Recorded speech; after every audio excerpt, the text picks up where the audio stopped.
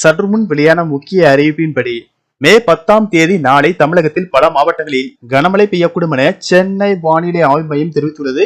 இதுல எந்தெந்த மாவட்டங்கள் என்பதை பற்றி விரிவாக தெரிஞ்சுக்க வேண்டும்னா வீடியோவை கடைசி வரைக்கும் ஸ்கிப் பண்ணாம பாருங்க. இது போன்ற மழை சம்பந்தமான வீடியோக்களை உடனுக்குடன் தெரிஞ்சுக்க வேண்டும்னா வீடியோக்கு கீழே இருக்கக்கூடிய ரெட் கலர் சப்ஸ்கிரைப் பட்டனை பிரஸ் பண்ணிக்கோங்க.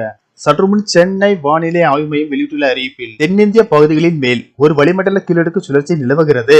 இதன் காரணமாக தமிழகத்தில் இன்று அடுத்த 3 மணி நேரத்தில் திருவள்ளூர், காஞ்சிபுரம், செங்கல்பட்டு, தருமபுரி, சேலம், நாமக்கல், நீலகிரி, கோயம்புத்தூர், திருப்பூர், தேனி, திண்டுக்கல், சிவகங்கை, திருநெல்வேலி, தூத்துக்குடி, கன்னியாகுமரி ஆகிய மாவட்டங்களில் அடுத்த 3 மணி நேரத்திற்கு கனமழைக்கு வாய்ப்புள்ளதாக வானிலை ஆய்வு மையம் தெரிவித்துள்ளது.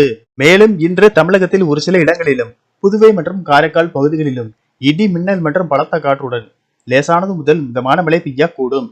திருநெல்வேலி மாவட்டத்தின் மலைப்பகுதிகள், தேனி, தென்காசி, தருமபுரி, கிருஷ்ணகிரி மற்றும் திருப்பத்தூர் மாவட்டங்களில் ஓரிரு இடங்களில் கனமழை பெய்ய வாய்ப்புள்ளது.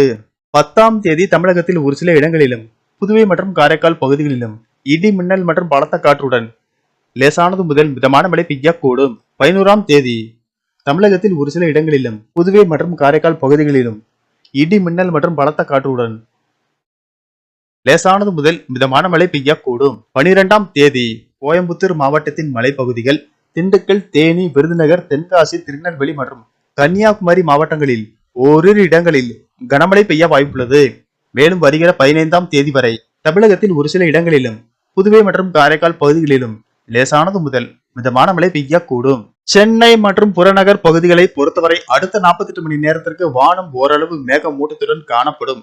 நகரின் ஒரு சில பகுதிகளில் லேசானது முதல் மிதமான மழை பெய்யக்கூடும்.